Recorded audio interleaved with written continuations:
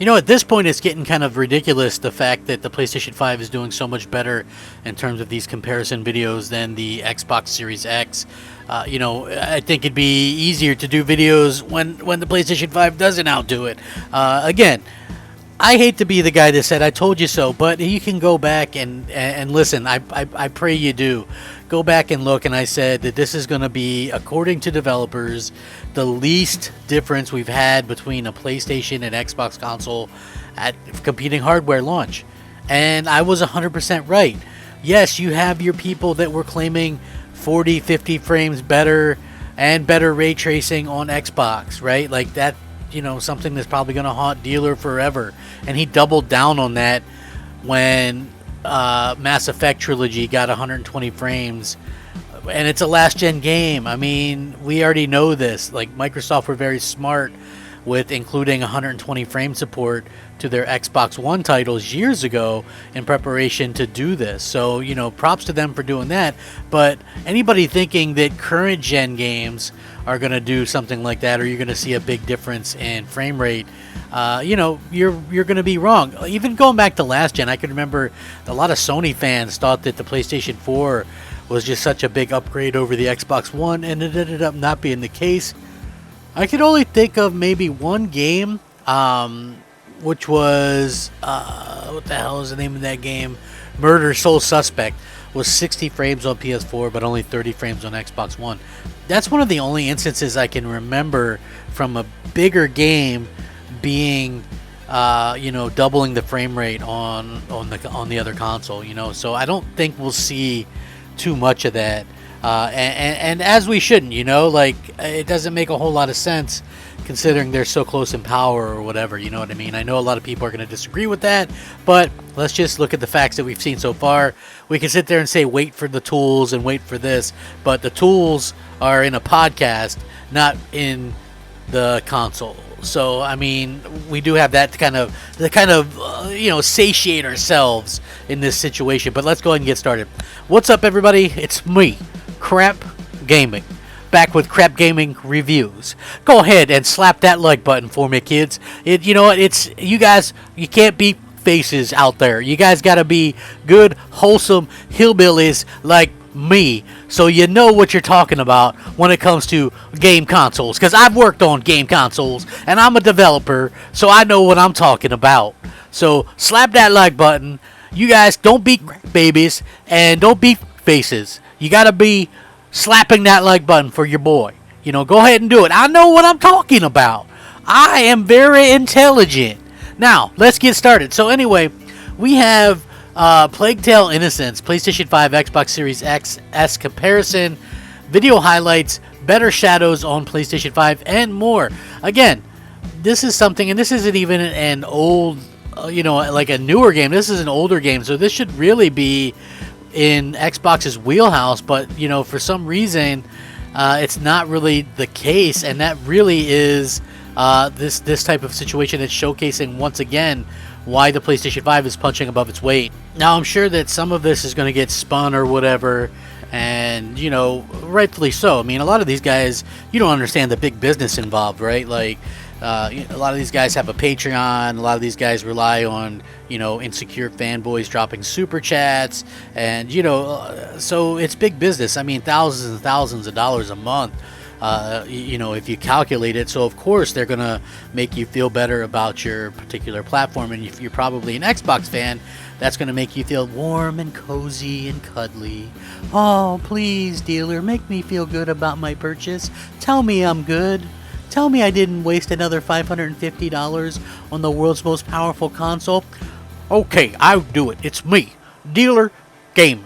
And I tell you what, you made the best possible purchase, because in 3 years' time, the Xbox Series X is going to have exclusives.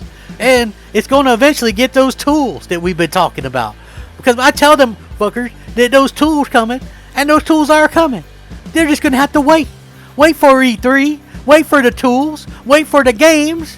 But keep paying me super chat money, please. So anyway, this is pretty funny stuff.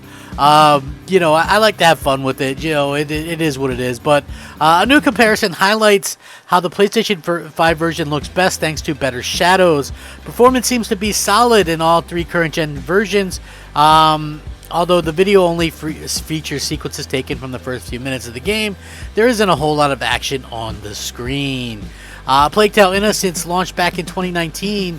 The game is among the most surprising releases of the year, featuring a gripping tale and solid gameplay. Now, what's interesting is this game just got a free upgrade on Xbox Series X, and it's the PS5 version is also one of the free games for PlayStation Plus this month. So there is that to kind of look forward to. And you know what? I think that, you know, some people will probably get into the game. Listen, I think the game looks good, right? But as far as the game being, you know, some amazing game or whatever, you know, I didn't see it. I was playing and I had no idea. You know, I did the beginning part. It seemed a little clunky.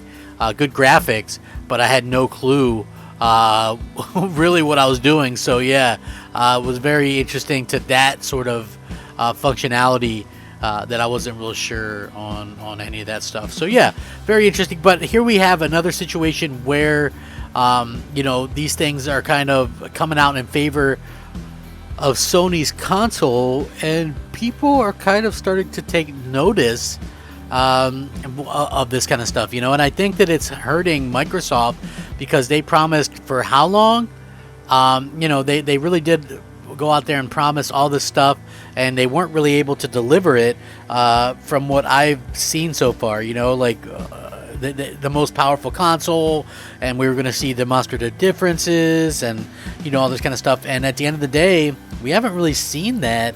And it's a real shame because, you know, I do feel like the Xbox Series X is a nice console, but it's a nice console without a lot going for it in terms of showcasing what it can do. And even the multiplats, right? Like the multiplats were supposed to be so much better on the Xbox Series X, and that just ended up not being the case either, because here we are 9 months into the generation, and how long are we supposed to wait for these multiplats to suddenly appear and perform better on the Xbox, right? Like that always has been something that has made me kind of curious, is why is it wait for everything Xbox, right? Why is there nothing seemingly ready to go to push this console? Like, I don't understand it, and it really kind of blows my mind that we see so many people, you know, try to talk bad about the PS5, and yet this thing is supposedly almost 3 teraflops less and performing better. So, I mean, I've asked this question a lot. Whose fault is this?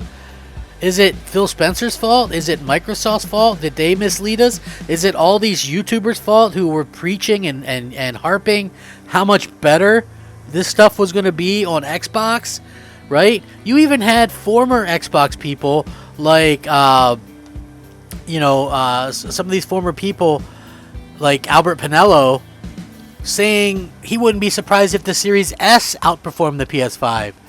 And he wasn't the only one saying that. People were saying the Series S had a better CPU than the PS5. It was going to outperform it, and it just absolutely, embarrassingly for them, hasn't happened at all. At all. In fact, the Series S is kind of, and I like the Series S, and I like the Xbox Series X, but embarrassingly, the Series S isn't a good console for, like, playing something that's, you know, going to be really hardcore that you want graphically impressive. Because look at stuff like Metro, which it dropped down to 540p.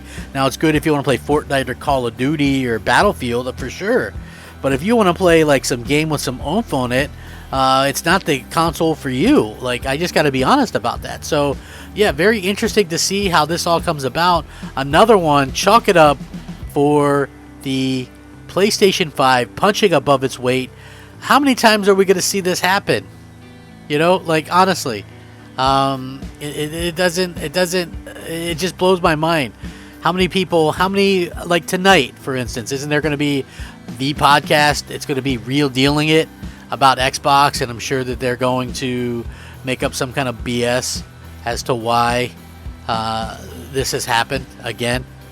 You know, I can't wait to see some of the responses to it. I mean, I don't listen personally, but I always see, responses, and I guess that's what they want. I mean, it kind of pays to do it. So you know what I mean?